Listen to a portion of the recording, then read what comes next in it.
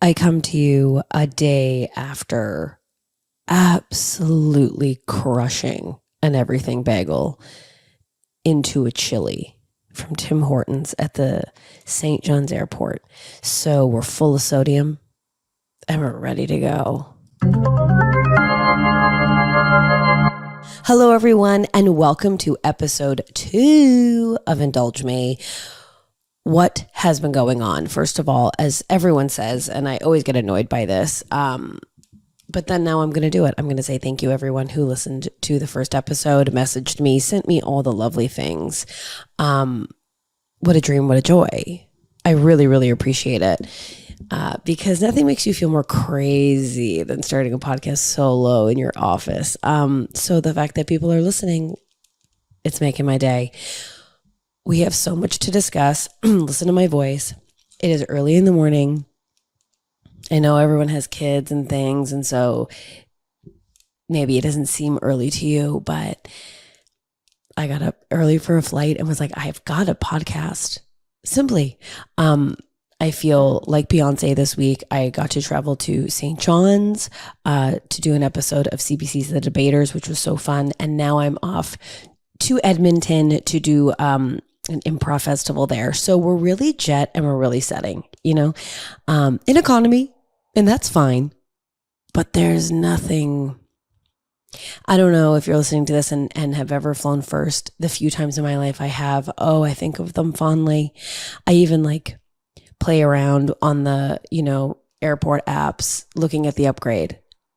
And I do this fun thing where it will say $830 to upgrade. And I go like this, I play that game. Should I? Is the flight long enough to justify? Never. Who's buying these upgrades? If you're listening to this and you are, get in here. Give me a call. Let's have a conversation because $830 to upgrade to go to Newfoundland, $830, 3-hour flight. I love first class. It's roomy. You get a wine, you get care, you get comfort. You get a meal, which I always suggest. I always will recommend till the day is done. Day is long. Let's move on. I will always suggest the pasta. We can't do chicken in the sky. It's not for us. Chicken in the sky, a protein in the sky. No, not for me. I'll be sticking to the lasagna, thank you, or the rigatoni. A chicken in the sky. Absurd. An absurd thing. Watching a man cut into a chicken in the clouds is a harrowing image that I don't think any of us deserve to see, to live through. You can't. So pasta for me all day long, but there's nothing, when you walk past first class and you see them and you go, I don't even think some of you are enjoying this. I don't think some of you are getting it. I will say a highlight of my flight was I was zone 2. Oh, baby. If you're going to be at the back of the plane near the toilets, you might as well be zone 2. Get in there early, sit, luxuriate, get ready. Prepare for the flight. Zone 2 is chic. I'm usually a zone 5 gal, and there's nothing sadder than zone 5 because, as per usual, over the, stereo announcing whatever, what I'm talking about. Now, if you have a carry-on in zone 5, no way, no option, not for you. No, you thought you could bring a bag, zone 5? I don't think so. I really don't think so. I see everyone in with their rolly bags, fingers crossed, praying to whoever and whomst ever, just praying that they can get that roller onto the plane. I've had to get rid of the roller entirely. I'm not rolling. Nope. I believe the last chunk of the pod, there was an episode where I recommended this gym bag, and I'm going to do it again. I found this gym bag. I was buying it for my boyfriend. I'm not good at gifts. So before you even start, I agree. I agree. He didn't even really want a gym bag. He just sort of offered it, I think, knowing that his birthday gift was going to be bad. So I had something to clutch onto, which I really appreciate and love him for that, because I'm a terrible gift giver. But that's a whole other episode. But we'll get into gifts at some point, because I'm either great, I either go sentimental, and we rock it out. But if I have to do something practical, or thoughtful in the way of an item, not from me. You won't get that from me. One time I gave him just loose cash. It was the pandemic, but I still could have done more. I didn't even make a card. I bought a card, loose cash. Never forget. But for his birthday 1 year, I got him this gym bag from Amazon, and I love a review. I was getting in, people were really singing the praises of this damn book or bag. And it's incredible. It's incredible. I went to Europe with this thing. I had like 12 outfits, multiple shoes, toiletries, hair stuff, everything you can think of in this goddamn bag. So I'm a duffel bag girl now at the airport. I want to thank all of the packing gals on TikTok that really teach you how to pack. Because what were we doing? Folding too much. The way they taught me to just lay everything flat and be cool about it. I'll always thank them. So I'm heading to Edmonton for 4 or 5 days in a duffel. We'll see how she goes. Also, I just want to give a big shout out to all the old men on airplanes. I don't know if you need to hear this. I believe that you do. I'm not sure if you'll listen or be able to hear it. Stop talking to us. Stop doing it. We don't love it. We don't want it. Especially if you're coming out of the gate before we're in the clouds about where you stand socially and politically. Don't want to hear it. Not here. Not for me. I had my headphones in, which is another point of contention I'd like to talk about when it comes to traveling. But I had my full headphones in, and there was just an old man sat down, and my headphones were in, and my face was towards the window because I wasn't open. Okay, and we're allowed to choose that on a plane. I didn't want to chat. I had a Real Housewives of New Jersey loaded up. I had some pods ready to go, and this man did not care and was like fighting through my headphones, and I did have noise cancellation on. He fought through, and he really needed to tell me what he thought socially, and it wasn't great. And so what am I to do? Change this man? I just kept going, right, yeah. And then I would very theatrically, almost from like high school play energy, throw my headphones back on. Like, oh, that's what you said, sir. Here we go. And he kept fighting through. So another big shout out to the other man that sat in my row with a big book that he was unable to read because he gave that old man all of his attention. I did nap during the flight. I had to. I couldn't stay awake and play my little Tetris game, my little block blast, which I can't get enough of. I love a block blast. Highly suggest. I'm just going to check the name of it just to make sure I'm giving you guys the right recommendation here. But block blast, it really just, it itches the brain. And I just think any woman who is finding serenity in an iPhone game needs to be absolutely left alone during transportation.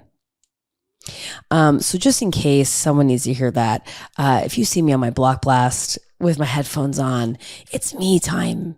It's decompress time. And I don't really need to hear what's going on with you, because I can guarantee it's not going to be fun. It's not going to be palatable. Certainly not. But there I was in the skies. I had a nap. I napped the whole flight. Shout out to Poog, because if you want to sleep, their voices, they send, and they drift and they take care. So I was listening to Poog, went to sleep, woke up, and there were those two men. We had landed, and they wanted to talk about me having a little snooze. And there's nothing grosser than being perceived by two stranger men while you sleep. Please don't do that. Please don't do that. I'm using a denim jacket as a pillow, so just let me be. Let me be. Did you have a little nice rest there? No, not now. Not now. Ugh, could you imagine? I simply could not. When I get in a plane, I'm leaving everyone alone. Everyone alone. The only MVP that I found on the flight was going there was when our flight attendant missed our drink orders. And I believe this woman was Irish, MVP, of course a woman, but she did get up and ask that man because she wanted some Clamato, and he felt so bad. We all got some free drinks. So shout out to her. I did get a nice glass of wine.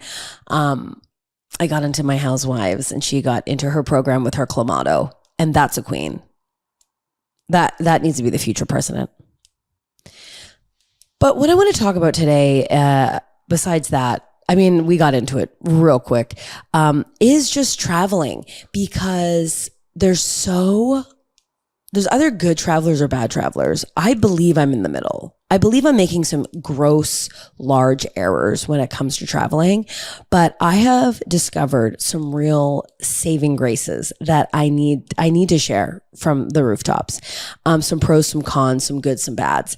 And so I thought we'd go through that. And then I really want to talk about what we're about to experience, which is the reality TV drought of the summer, because Summer House is done. All of the housewife franchises, although I believe it's Dubai and New Jersey, are really holding on. And now we got Love Island, which I can't get into. Dun, dun, dun. I'm struggling to get into Love Island. I think it's because it is the sheer amount of episodes. But I want to get into it. I want to start talking about it because the drought is here and I need my escape. And can Ariana Madix host that escape? I wonder. I'm going to save my opinion on it until I really get into it. I've got some episodes downloaded from my plane ride today. So next week we're going to unpack and get in. But if you have any thoughts, feelings of that nature, please send me a message, because I need to know. You need to help the community. Let us know. So the first travel thing that I realized is I want to talk about AirPods. What's going on with them? Why are we pretending they're good? I just got one of those, the new pair that are so bulbous and uncomfortable. So what I have are Beats headphones, and it's the ones that attach around your neck. I've got them right here charging. This is where we are. Look at it's if you're watching this, if you're listening to this will all be linked below. But I have these Beats headphones that wrap around your neck and go into your ear. They couldn't be more comfortable. They couldn't be more affordable. They're like $80. The mic, I literally get compliments from people going, "What mic is that?" when I'm like on FaceTime or a Zoom call or something. They're amazing and comfortable. However, consumerism got the best of me. My boyfriend convinced me that I needed these AirPods. I would be nothing without these AirPods. So here I am wearing these freaking AirPods. My ears are sore today. I wore them on the full flight. They have noise canceling, which was an odd pressure, but they're bulbous and they barely fit into my ears, and it was unpleasant. And I also don't think the mic is that good. And they're almost $300. What are we doing? Also now I think for like airplane isolation, I need to wear big headphones like I'm wearing right now. It's the only way to protect yourself. It really shows no thank you. No thank you to conversation. No thank you. Won't be having that. Not here, not now. Thank you so much. But yeah, I'm wondering why we are convinced that the AirPod is the right way to go. Because it's not. $80 will get you bliss. I'm telling you, these Beats headphones. There was a guy at Best Buy when I was buying these, and I was either going to do black or they have these bright yellows, as you can see if you're watching. You can see the bright yellow headphones. And the man at Best Buy said, the world is dark enough. We need to fill it with color. Can you believe? Can you believe? And he was at a Best Buy. He knows That's apocalyptic. And he's working there. He's in the trenches at the Best Buy. So I did get the bright yellows. Can you imagine? I fully got like a black pair. I was like, I agree, sir. And I too shall showcase the vibes. But I got the yellows. They're amazing. And somehow I was convinced by a man, my boyfriend, to discard the loves of my life, to discard the Beats and to go with the AirPods. And, you know, the thing that also was the issue was, I don't know if you're listening to this and your boyfriend has convinced you or your partner has convinced you to get the headphones, or any sort of piece of technology. And then you have to listen to them talk to you constantly about how they believe you're not properly using the product. Because he was like, how do you like the headphones? I'm like, they're good. They're good. They're great. Have you set them up properly? Have you tried noise canceling? You know, you can find transparency. And I think now I'm just rebelling against them. There's something about being told how to enjoy a headphone that I simply and utterly can't get behind. I can't luxuriate in the product at this particular juncture because I don't need to prove to somebody that I'm using it correctly, especially technology. Especially. Yeah, so he's convinced I'm not using them properly. I'm just convinced they're bad.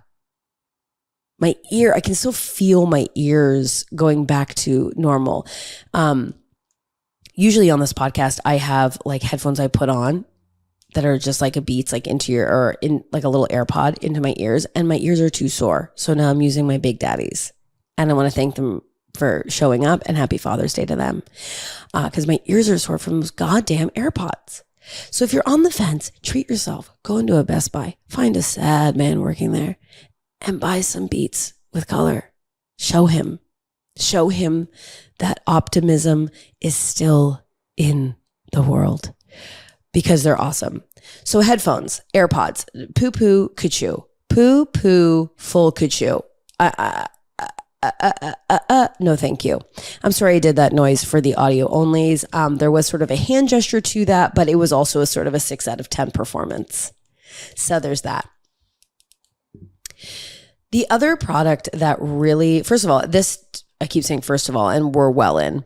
The other thing that really changed the game, I owned 1 million travel pillows. 1 million. I buy them at the airport. I'm the sucker that's paying $1 trillion for a pillow. And during my flights to and from St. John's, I only had a denim jacket. I was like, I cannot take on a pillow. I simply and utterly cannot. And I'm going to tell you, the denim jacket may be the way. Denim jacket as a pillow? Dare we try? I mean, it's thick enough and sturdy enough. So I was up against the window, never an aisle. No, I'm not giving my body to the public. I'm convinced you have more space at the window. I can't believe I'm going to say this, a lovely nap with my denim jacket as a pillow. It was sturdy. It kept me up. It stayed against the wall. It really took care of me in a way that was surprising. And I was like so happy it was there. The denim jacket, what a twist. What a twist. It was great. But here's some products that I finally invested in traveling. And this is, I feel like I've found maybe a new moisturizer, which is so crazy, but I don't know. We gotta keep testing it. But I bought, I couldn't get to Sephora because if you've listened to this pod once, twice, or thrice, you know that the love of my life is Skin Fix. I love that moisturizer. I tell everyone as the day is long, get Skin Fix. It's so good. I was concerned because they are switching the formula, and I've already experienced the new formula for their eczema line, and I'm not loving what I'm seeing. I'm not going to promote that to you. I bought a very expensive eczema body cream from their site. Sephora no longer holds it. And before, because I have eczema on my elbows and on my knees, and as I'm aging, which is always a beautiful thing, the eczema is sort of rising up my arm. So I really need to like get a hold of it. And the Skin Fix usually clears it right up. No muss, no fuss. I'm not feeling that as much anymore. So I can't say that. So I'm a little nervous about the new formulation with Skin Fix. But I will say at this time still, I love it and I can't get enough of it. But I couldn't get a travel container before flying out. So I made sort of a wild decision at the Shoppers Drug Mart. And I got the La Roche-Posay Cicaplast B5 gel. I usually use the cream. It almost looks like diaper rash cream. And I use that when I mess up my skin. Like when it's super irritated. I have rosacea when it's super red. If I've used a mask and it's gone awry. If I've over exfoliated. Sort of if you've ruined your skin barrier. I saw this on TikTok. I took it on and it does work. It really will like soothe your skin. So if you have like itchy, irritated, fucked up beyond... oops, what have I done skin, Cicaplast B5 cream. It's really thick. Put on all your skincare. Or just put it on if I've like really done it. If I've really gone there, I will just throw that on. And it's awesome. But they have a gel and the gel version came in a travel size. And I was like, well, I'm only gone for 3 days. It'll be fine. So I knew it was going to be gentle and great. So I threw it into my toiletries. And I'm going to tell you, whoa. Again, La Roche-Posay Cicaplast B5 gel. Buy it in the travel just to see if you like it. My skin is so soft. It's so glowy. I usually use multiple serums. I use it used to be called Ordinary Buffet. Now it's called like Peptide, blah, blah, blah. I do that with squalene serum and Skin Fix in the morning. And then I do Buffet again, but I'll do rosehip oil for my face. And then I'll do Skin Fix. And then if I'm adding like an azelaic acid or if I'm doing like a little exfoliation, sure, then Skin Fix. But this gel, I'm going to tell you, just with this gel for 3 days, skin soft. Skin noticeably brighter. Like I would wake up and go, okay. Like I could see it on my skin. I'm going to Edmonton. I'm just going to take that. I'm not going to take any serums or anything. And I'm just going to see how it goes for a week. I don't know if my skin just needs a break and it's like happy that there's not a lot of stuff on it, but it's awesome. I cannot recommend it enough, especially if you're in a pinch or you're looking for sort of a more affordable, although it was still like $20 travel, but, if you're looking for a new moisturizer, I'll also say this, my skin hates gels. Like a gel, it's drying. It never sits right. It feels almost tacky. I've never felt comfortable on my skin with a gel. And this product is really getting me going. So again, La Roche-Posay Cicaplast B5 gel. Could the name be longer? I'm sure they'll try. La Roche-Posay is so intimidating at Shoppers because the names of their products, I'm like, what? Huh? For who? So I tell you this because La Roche needs a tour guide throughout its products. So I'm telling you, this gel got me right and tight. Like I'm packed full of sodium during this pod. If you're watching, I can see it in the old cheekerinos, but it is bouncy. And that was just Cicaplast. I'm in. I'm like beyond in on it. What a surprise. Truly. My greatest fear in life when I'm at the airport is liquids. Like I'm convinced I can't take anything. So like my toiletries are in like a freezer bag, Ziploc, and I'm convinced they're all leaving me. And then I see women like filled to the brim with toiletries having no problem. So I need to be more brave, but I'm not. And my thought is like, I can always just like run out and grab products if need be. But that results in like buying like a $15 dry shampoo that I'm using 3 times. So it's not financially feasible. And I wish I was just a bit more brave when it comes to like going through and seeing what I can get.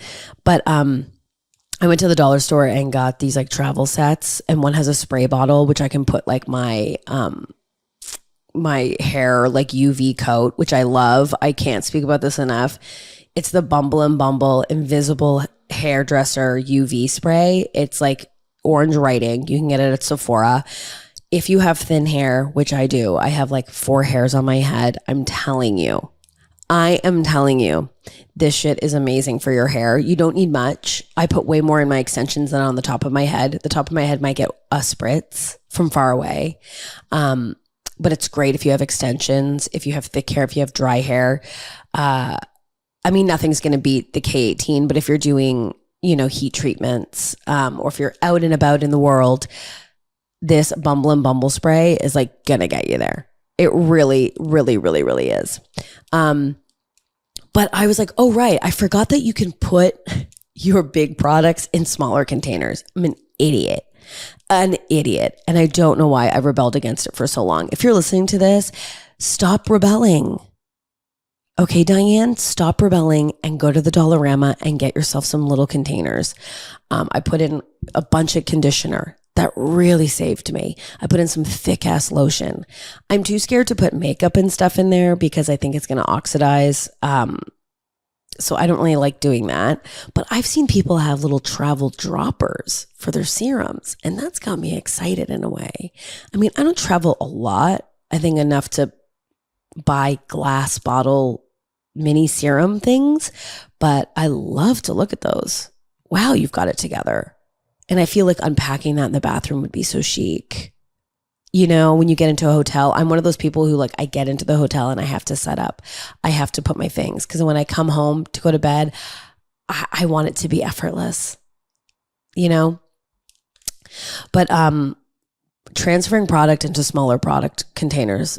I mean, this isn't new information I'm giving you, but it's certainly information maybe you need to hear, maybe something you're fighting against. But adulthood is here and it's knocking. It's knocking on your door. Answer it. Use the bottles. So there's that. I'm just thinking of other travel essentials. Obviously sunscreen. I've realized that's a thing that we all need to use. You know what else? Here's the thing. I've started packing full-on pajamas and I'm loving it. I'm really loving it. I haven't been like a PJ gal forever. I'm like an underwear and shirt or underwear and I can't sleep in the nude because I have dogs. Not to say that that's a worldwide rule, but it's certainly one that I've decided I can't be raw, just rolling around, tossing amongst the sheets, nude with a dog that wants to get under the covers. It feels inappropriate. Also, to wake up with just my tits covered in their hair is something I can't hold for a day. I know that I would just be walking throughout the day and realizing, oh yeah, you woke up and your areolas were covered in stray hairs. You had to lint roll. You had to get in the shower. It was that bad. My dogs are very sheddy, and so we simply and utterly cannot. But I've always fought pajamas until now. I went on Old Navy, as you know. I go. And I bought some little short and shirt sets, and you can't tell me anything in those. I am moisturizing more than ever. I'm oiling. I'm moisturizing. I'm putting in hair masks. I'm finding reasons to luxuriate in the pajama. As you know, I am a robe girl through and through. I love a robe. I'm going to hotel now. I don't believe there's robes. I searched. I FAQ'd. I don't believe there'll be a robe hanging in the closet. And that's upsetting to me because I don't want to bring my own. I don't want to have to do that. I don't have space in the duffel in this economy. I need the robe to be provided. But I will get a touch of elegance in my pajama sets, the button up. That's right. It's I Love Lucy time. I wake up in a button-up pajama. I never thought I would be here. I never thought that would be the life for me, but I can't get enough. I'm now on the search for great pajamas, And so I am bringing pajamas. I brought them my last trip, and it's fantastic. I think it's the movies have really created in my mind what I think is chic behavior, and there's something about just being lotioned up, lubed up, coming out of a hotel bathroom, hair up, maybe in a mask, maybe just in a loose bun that's been brushed. Now that I have these long ass extensions, I need to have a brushing routine in the evening.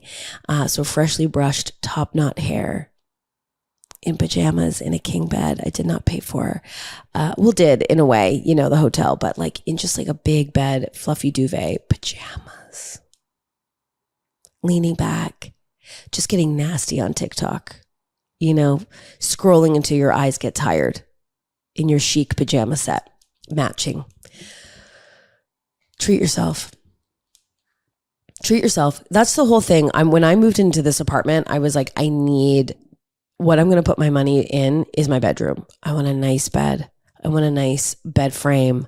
I want nice pillows and duvet. Like I want to create that. So when I'm in bed and I'm with my iPad, don't come near me because I'm in heaven. I'm in my own personal heaven and you haven't made a reservation. I don't know you. Your name's not on the list. This is for me and my time. I can't recommend it enough. I think the thing in your house that you need to put your money in, that you need to invest in, that you need to treat yourself in is your bedroom, is your bed, is your duvet, is your duvet cover, is your pillows, like whatever your style is, get into it. I'm so bored of these like Instagrammable white. I mean, unless that's your vibe, but like, I want comfort. I want softness. I want a yellow light. I have a blush pink duvet that hits the light in the afternoon. And it's just like the perfect place to like have a nap and sleep. There's nothing more stressful than like a white duvet for me because I have dogs and I like to have coffee in bed and I can't be trusted.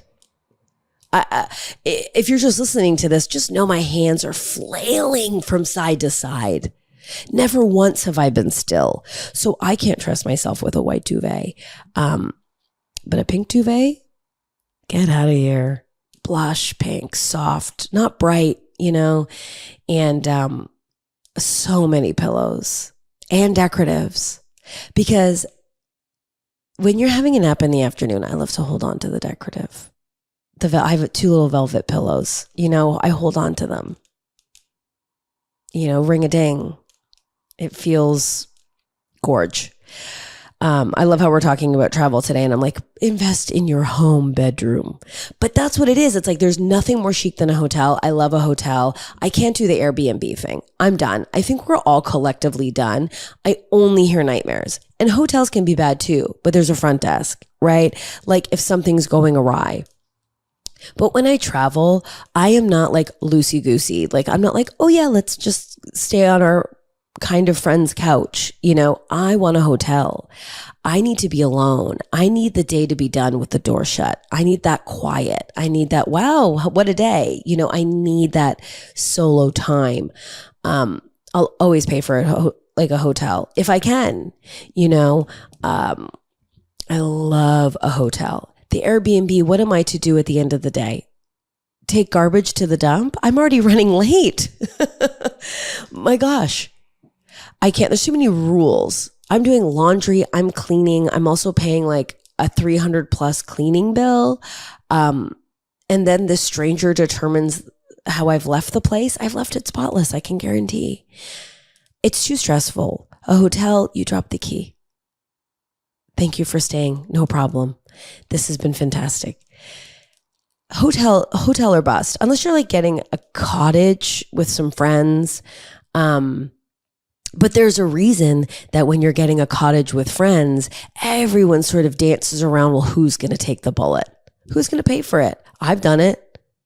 I've done it before and it's stressful. There I am at the Airbnb. Everyone's getting a bit loose, not wild, not disrespectful, but there's cups everywhere and bottles. And when you're not the main name on the list, you're thinking, oh, we'll get to it. But when you have your name on the Airbnb, when the host is texting you, when they won't leave you alone, you're aware of all of the things that need to be cleaned. You can't fully relax. You can't be loose on the dock. You're bringing everything in. You're bringing the pool toys in. You have to. It's your responsibility, because we as the guests of the Airbnb aren't thinking about that. We have just e-transferred you or sent you cash right? Our name's not on it. Yeah, it's too stressful. Let me know if you're listening to this. I'm curious. Are you still doing an Airbnb, or is that like the last ditch effort? Because when I'm traveling, I think my first thing is hotel. It's never an Airbnb. It's never. I'm happy to be a tourist as I leave and as I go.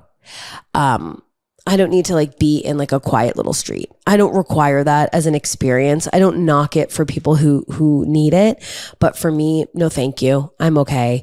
Like I said, I want a robe. I want the option of room service. I want a restaurant. I want a nice bed, an espresso.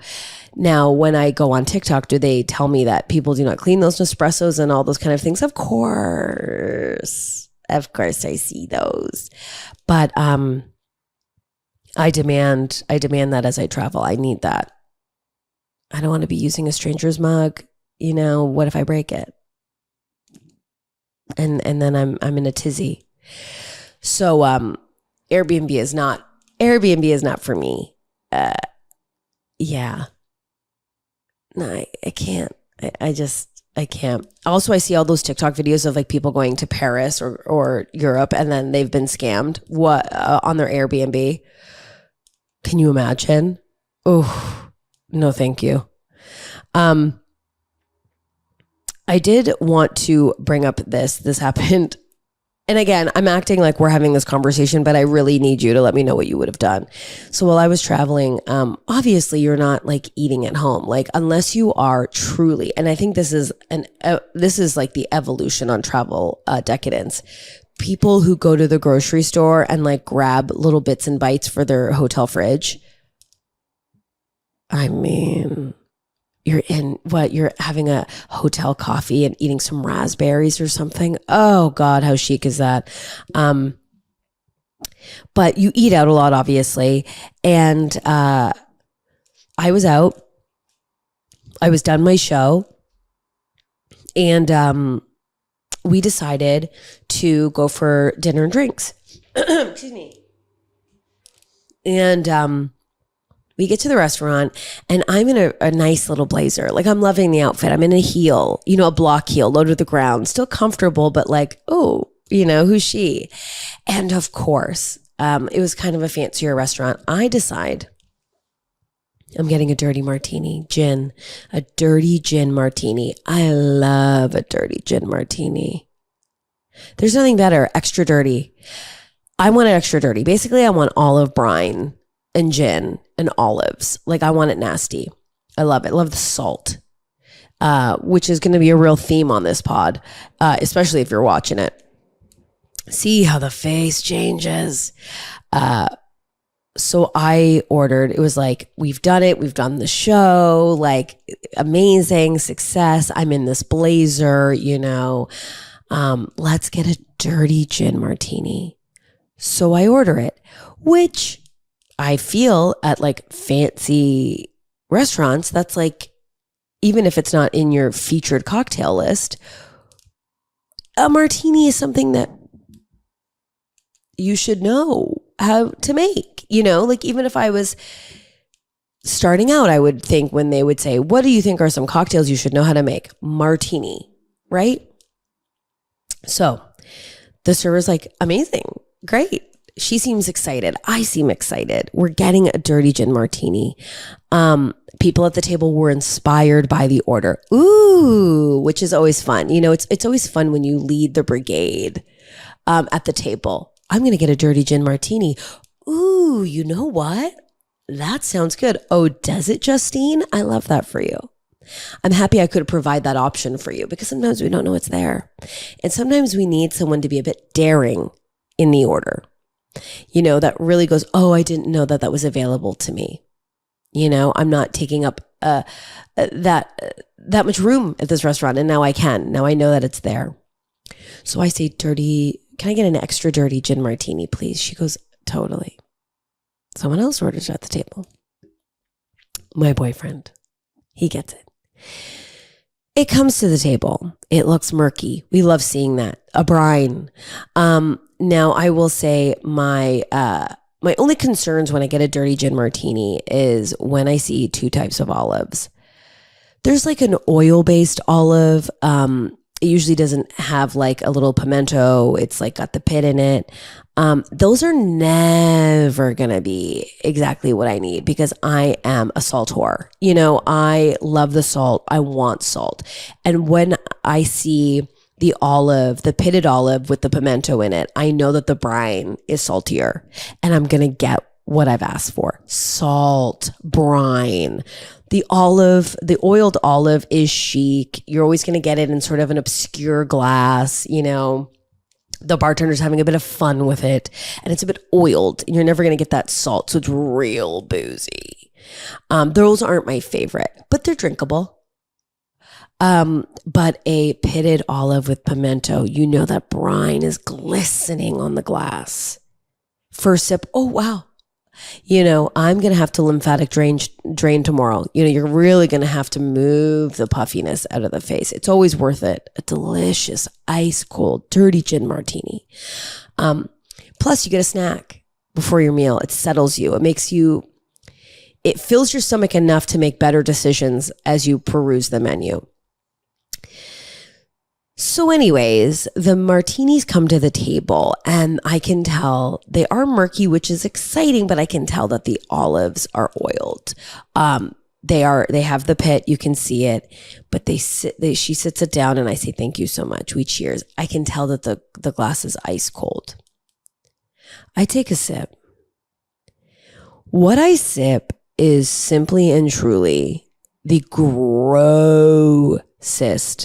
thing. The grossest thing I've ever had in my life.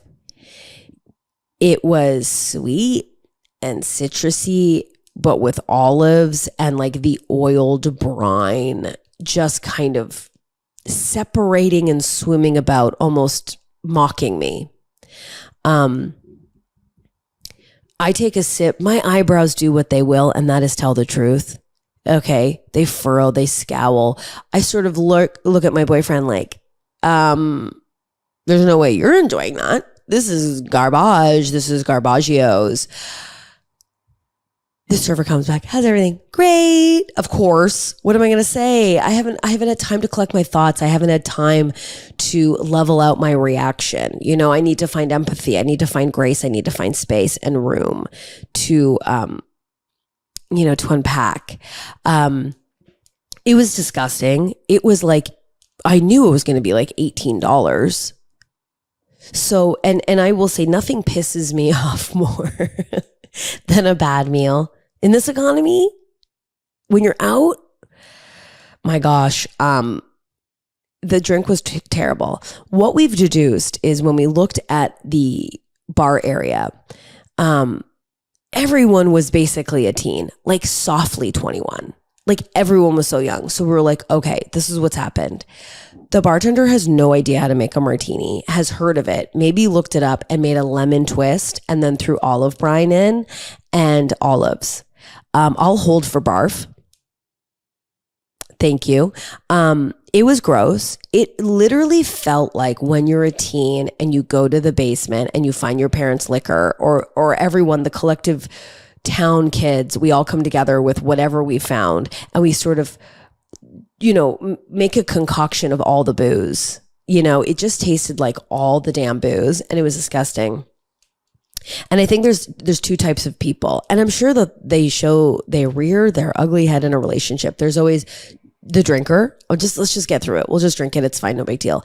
And I couldn't possibly get over this. And that's me. Every sip I was like, this is absurd that we're going to drink this. My boyfriend was like, let's just get through it. I couldn't. I'm sure you're not surprised at my reaction, but I'm also scared to make a fuss because of how I sound. I also have been a server, and I simply and utterly could not care when someone wanted to return something. I couldn't care. I couldn't care less.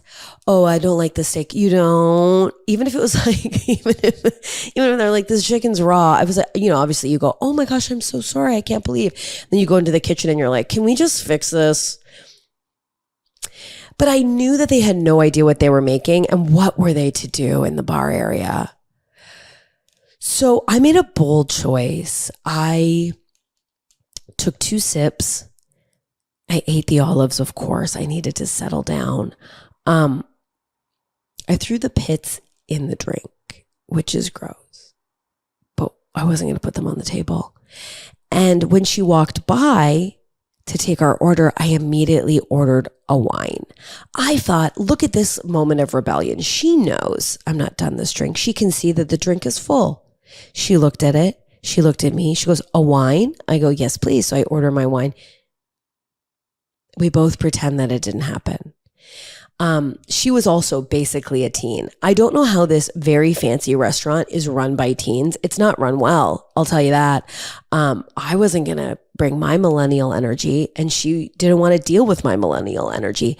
So that martini sat in front of me the entire meal. And it was almost like, do I dare ask them to clear it? But it haunted me. This sort of high school science project stared at me. The 2 chewed up pits at the bottom of the glass staring at me going, what are you going to do? You going to complain? Oh, I just really wanted that martini, but and I guess you're in a new city, you can, this is an opportunity to show confidence, to show bravery. I showed none of that, simply and truly. But do you send it back? This is my question. I guess you do. They don't care. Like I didn't care. We all move on. But then I would sit and simmer the whole time. I'm sick. I'm a sick woman. Ugh. Okay, let's talk TV, shall we? A lot of people who start watching reality TV always come up and tell me that they start with Beverly Hills, which I always think across the board is a mistake. Do not start with Beverly Hills unless you don't love arguments or sort of darker content or characters. Beverly Hills to me is one minor infraction happens every season and they just focus on that forever. Did Denise and Brandy kiss? Truly, who cares? And probably they did. And we all know that. Or did they sleep together? And then it's this whole rigmarole. In New York, that's a dinner conversation. And then a million other things happen. So to me, New York, Potomac, Atlanta, and New Jersey are my 4 that I'm like, you're going to have a great time. Atlanta is really petering off and Potomac is really petering off. And in the same way, New Jersey is. And this is what I complain about all the time about reality television. Everyone gets too big for their britches and then they start icing people out. They start icing them out and they don't want to film or talk to them. And it's like, this is your bread and butter and this is only going to end poorly. This is going to end with you off the show. And that's that is what is happening with New Jersey. However, it is riveting TV. This season, they're not having a reunion at all.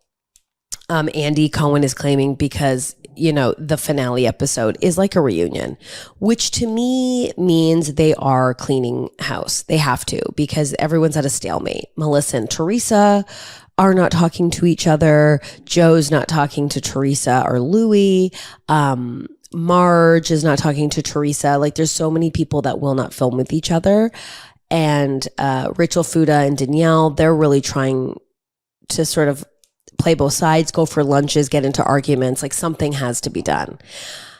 But I will say it was such a great series with these women that for me, I'm going to probably do a rewatch because it's just so thick with drama. Everyone is connected. These aren't like fake friendships. I feel like the Rachel Fuda and Danielle, I know they are linked and are friendly, but it's like the Dolores, Melissa, Joe, Teresa. I mean, it is true relationships. It's true friendships, multiple, like 20 years long. So it really is fantastic. And so if you're looking for a very sort of sinewy and dramatic and sort of difficult and frustrating series, New Jersey is so it. And I'm interested to see how it's going to go. Jackie,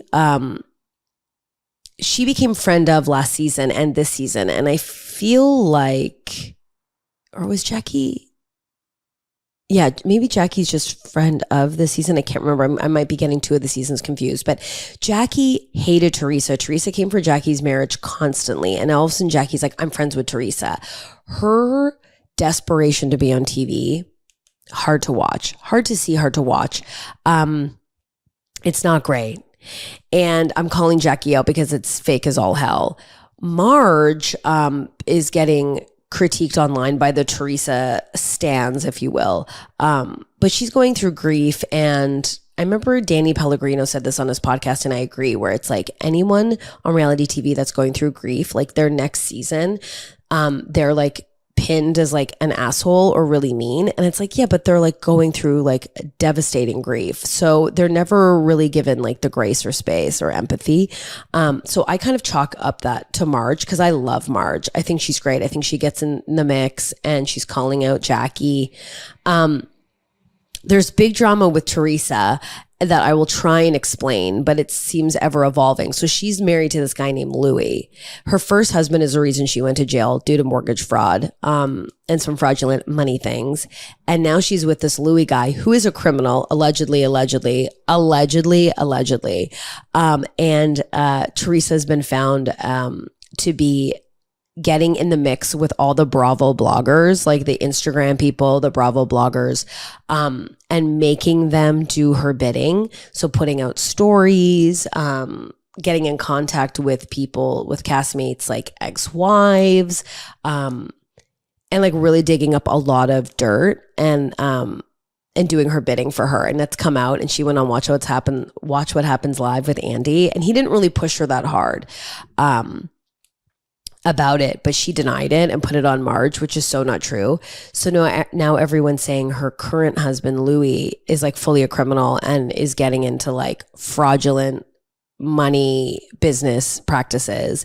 So they foresee more crimes being committed. Allegedly, not me. This is just what I'm reading. Please leave me alone. Like yeah, so that's kind of like crazy. So if you're into New Jersey, get on TikTok or like Reddit and have a little read, because it really adds a lot of like darkness and espionage to the season. Because Louis, for sure, allegedly, is a little shady. And he's always very red in a way that I go, oh no, please don't.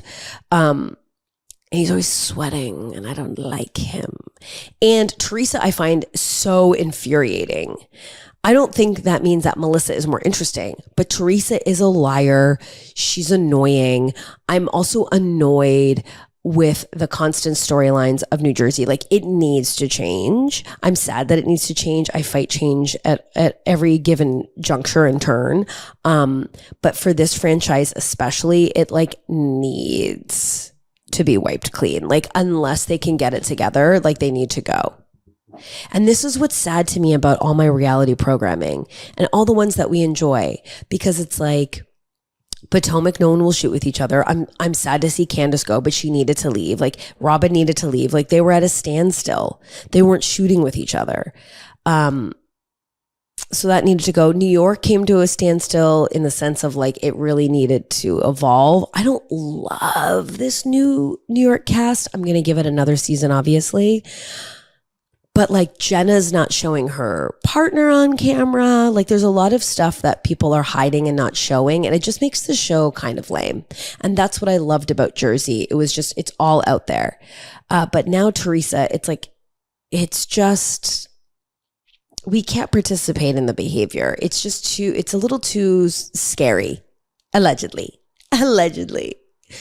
I also can't recommend, I said last episode, I'm going to say again, if you have not watched The Valley, if you are a Vanderpump Rules gal and you've watched Vanderpump Rules forever, you're going to love The Valley. It's dark. It's crazy.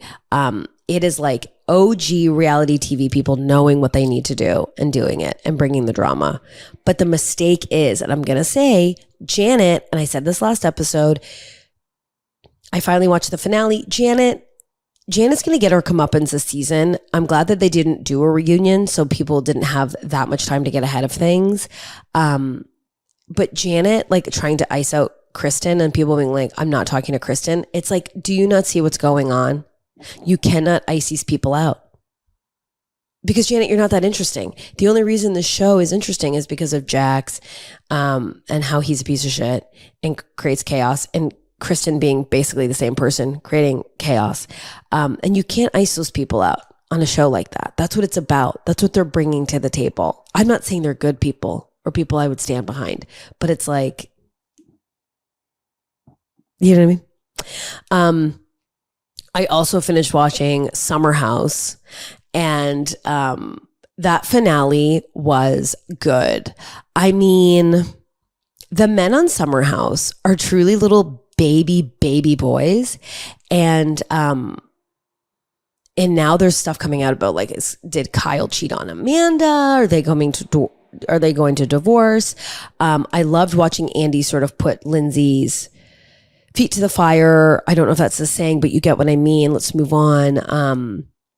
Really challenging her on everything she said sort of after shooting, like on all these podcasts, and like claiming all these things about Carl and making some big sweeping claims. I think that both of them together were the worst couple. I don't think they had chemistry. I think there's something going on with Carl. Obviously I don't want to like focus primarily on someone's looks, but Carl has gotten veneers that give me concern and pause. And as someone who has 2 fake front teeth and is staring down the barrel of having to get new crowns, you know, I look at him and go, oh, I need to be careful. You know, I really need to be discussing things with my practitioner, and I really need some real friends who, if I got those chompers, would come home and they'd go, oh, no, and sort of drive me back and make some changes. The veneers were crazy. The tight white pants were nuts. The white socks with the sort of Mary Janes at the reunion were wild.